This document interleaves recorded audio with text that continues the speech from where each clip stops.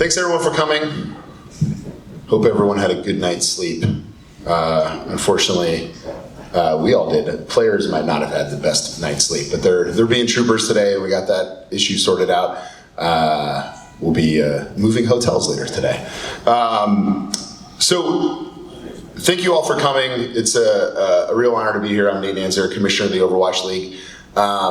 People usually say it's an honor to be here at things like this, and it's kind of cliche, but honestly, it really is. Like this, to be here in New York City at this venue, celebrating the best players in the world after inaugural season, it's hard to imagine that we're here, and it's a bit surreal. And I have the honor of standing in front of you today and representing the hundreds of people downstairs and the many hundreds of people more back at Blizzard in Irvine who helped to make this happen. It's an honor to work alongside them every day, and it's an honor to represent them in front of you here today. So the Overwatch League has really been a labor of love since about 2015. There's a small group of us that saw an opportunity to take best practices from traditional sports, structures from traditional sports, and apply that to esports. And after sort of gaining approval from the leadership team, we quickly sprung into action and again rallied teams across Blizzard Entertainment, everyone from our broadcast team, our events team, the game team, operations, talent, hospitality, social media, marketing, hundreds and hundreds of people that came together and believed in the vision of what we wanted to build around Overwatch League.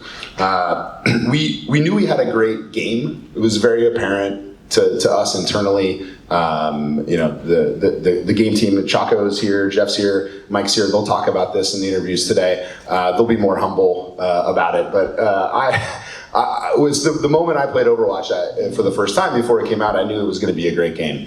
And we saw an opportunity to take this incredible game and take a structure that we thought we pretty smartly came up with around, let's take city-based teams. We know that works in traditional sports for all the reasons it works. Let's apply that to esports. Let's borrow best practices from sports leagues.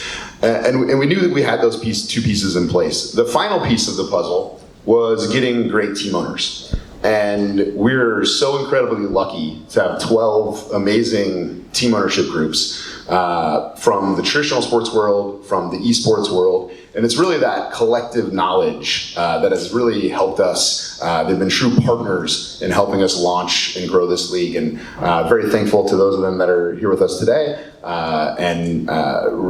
We're really proud of our owners. It's something that we worked really hard on, and couldn't be more excited to be celebrating this moment along with them.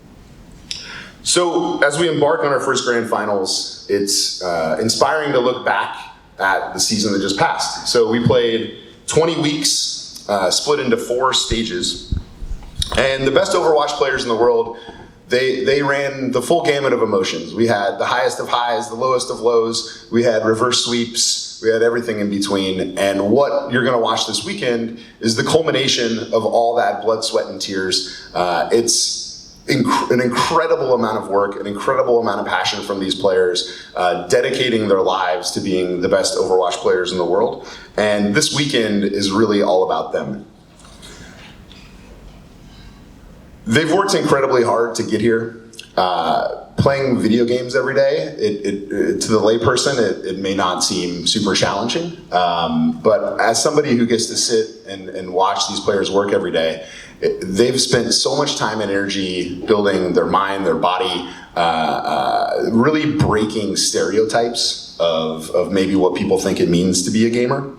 And as a league, we're really focused on bringing diversity to esports competitions. We have a long way to go on this. It's something that's very important to us. But we're focused on making sure that we're building the Overwatch League to be a league that's inclusive, a league that everybody feels they can be a part of our community, and a league where gamers around the world feel that it's truly a destination for them, no matter who they are and where they're from.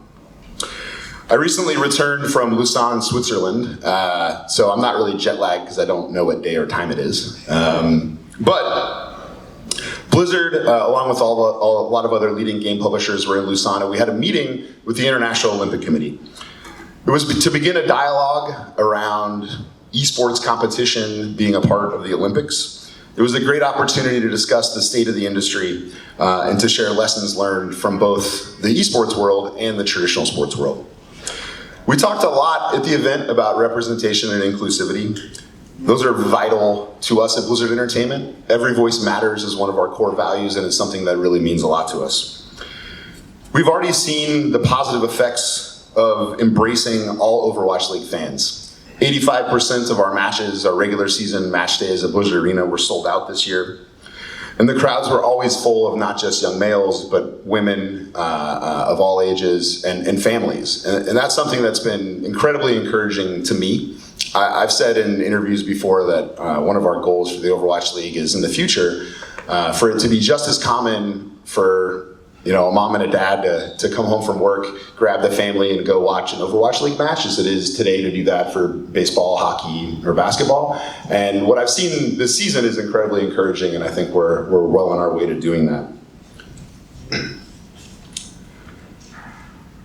To know that the Overwatch League is the future of competitive entertainment, all you have to do is look at our passionate, creative, and amazing fans who inspire us to be better every day. All of that hard work has led us here to Brooklyn at the Barclay Center. Many millions have watched the London Spitfire and the Philly Fusion fight their way to one of the biggest stages in competitive Overwatch history. And there's been some dramatic upsets in the playoffs. I'm excited that you're going to get an opportunity to meet with the players and ownership today to tell their stories and hear from them directly. I can't wait for you to see this weekend what incredible competitors they are, and I know they're going to put on a great show. Our inaugural season has been nothing short of incredible, but it's only the beginning. We're looking to expand the league in 2019, adding more teams from regions outside North America, and we'll have more to share on that front soon. Don't ask, we don't have any news today on that. We've learned a lot of lessons, and one of our goals as a league, and one of our commitments to our fans, is that every season will be better than the last, and we're already hard at work taking lessons learned from this year that we can apply to improving the league in years to come. So years ago when we first started building this league, having a grand finals in an arena like this in Brooklyn, it's something that honestly I couldn't have imagined. After spending the regular season in Los Angeles, it's an amazing feeling to fly across the country and hold a finale in New York City, one of the best cities in the world. We're happy to be here, and we can't wait to show you an incredible stage of matches this weekend, and I know the players are going to put on an incredible performance. Thank you all for coming. We have an awesome program here today for you, and I hope you have a great weekend in Brooklyn. With that, I'm going to introduce and pass the microphone over to Jack Etienne, who's the owner of London Spitfire, to say a few words about his team and the path they took to get here. Thanks.